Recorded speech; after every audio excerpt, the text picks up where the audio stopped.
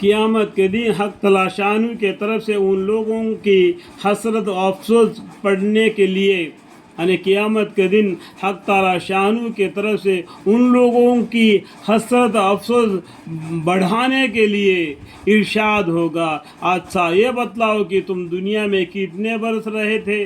وہاں کے زمانہ کے طور کے لحاظہ سے کہیں گے کہ ہم تو دنیا میں ایک دن یا اس سے بھی کم رہے ہوں گے۔ دیکھو دنیا کے اندر 60 سال 70 سال 80 سال 100 سال جیا ہوگا، پھر بھی وہ کہے گا کہ دنیا میں ایک دن یا اس سے بھی کم رہے ہوں گے، کیونکہ اللہ کے حق ایک دن دنیا کے اعتبار سے 1000 برس کے حساب ہے، 1000 برس کے برابر ہے۔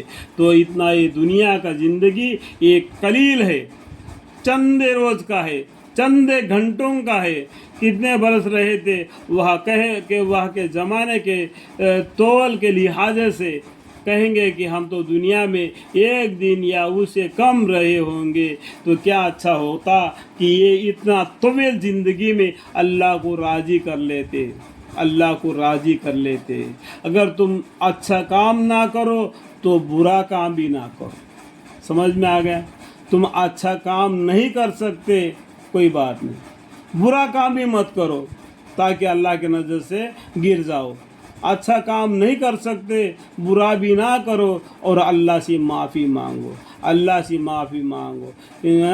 اللہ معاف کرنے والا غفور الرحیم ہے۔ اور تم گناہ کرو گے، غلط کام کرو گے تو اللہ تعالیٰ اس کا حساب تم سے لیں گے۔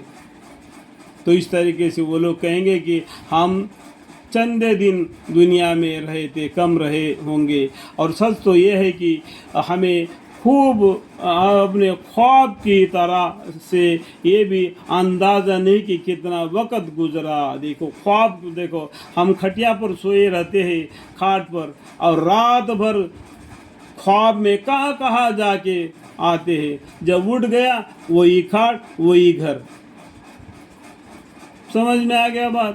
نہیں سمجھ میں آئے گا۔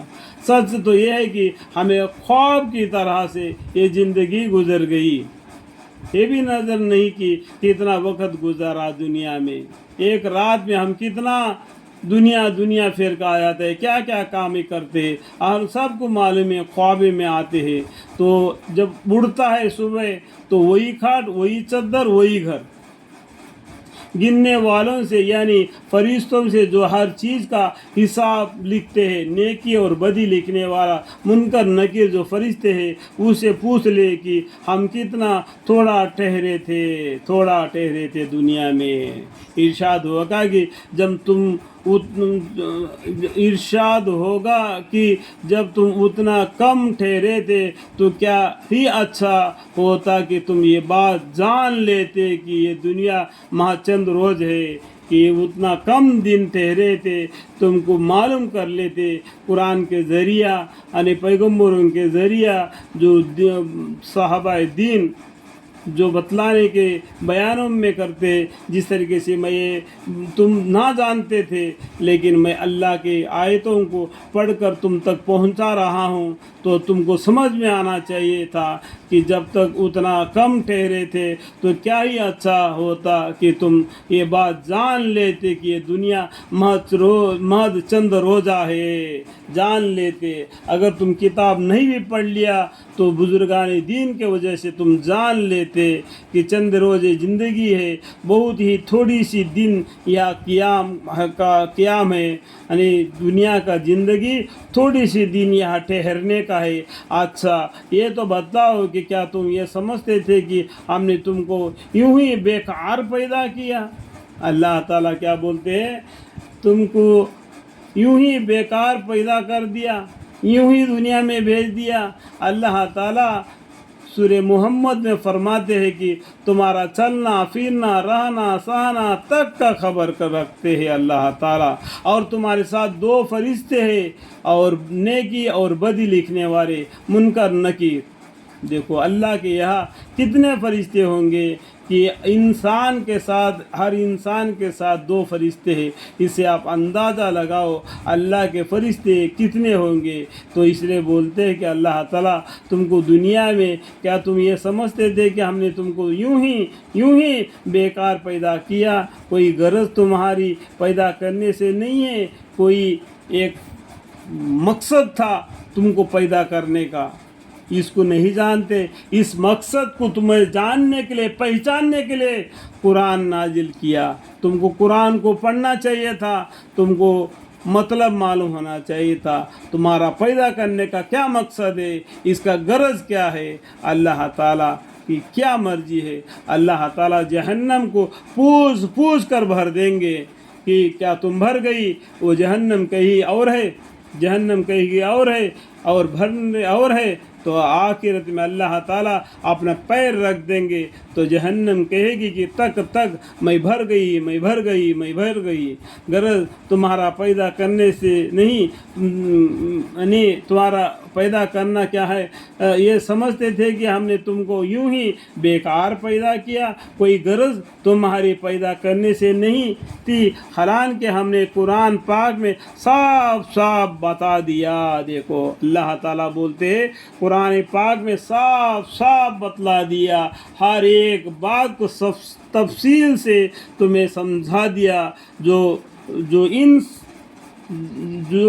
جن و انس، جو جنوں ہم سے پہلے تھے دنیا میں اور انسان ابھی ہم دنیا میں بشر کر رہے، ان سب کے پیدائش ہم نے محض عبادت کے لیے کی ہے.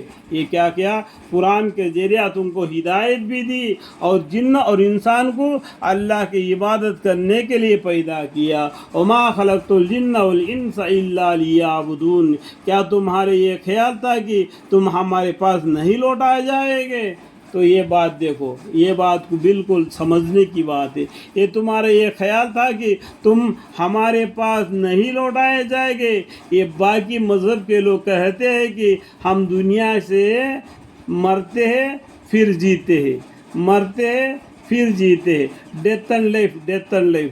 اللہ تعالیٰ دین اسلام کے اندر یہ بات کہیں بھی نہیں بتایا. منہا خلقناکم وفیہا نعیدکم ومنہا نخرجکم تارۃ اخری. سمجھ میں آ گیا؟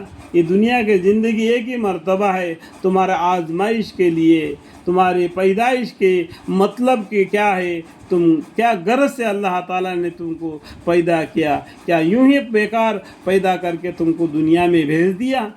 اس بات کو تم جاننا چاہیے، پہچاننا چاہیے تھا. جو مال متا تم کو دے دیا ہے ایک دن یہ ختم ہو جائے گا تمہارے زندگی میں یا تم مرنے کے بعد. بہرحال کسی حالت میں تو ختم ہو ہی جائے گا. اور جن اور انسان کو اللہ تعالیٰ نے محض اس لیے پیدا فرمایا کہ وہ اللہ کی عبادت کرے.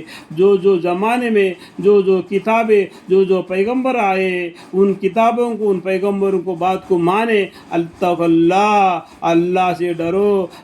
سے ڈرو واطیعوا اللہ. یعنی پیغمبر صلی اللہ علیہ وسلم کو کہنے کے مانو اللہ کی طرف سے جو ہدایت نامہ، نور نامہ تمہارے پاس آئی ہے. آج ہمارے پاس یہ قرآن کریم آ گئی ہے، اس کو پڑھو اور سمجھو. اللہ کی جو بھید کیا ہے اس کو سمجھ جاؤ گے تو اپنی زندگی ایک اللہ کے طرف گزارو گے، تب تم کو فائدہ پڑ جائے گا. یہ تم خیال میں مت رہنا تم ہمارے پاس نہیں لوٹائے جاؤ گے.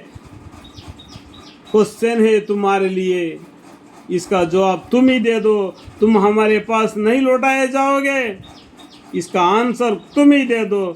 اللہ تعالیٰ ہمیں رات کو سمجھنے کی توفیق عطا فرمائے. آمین.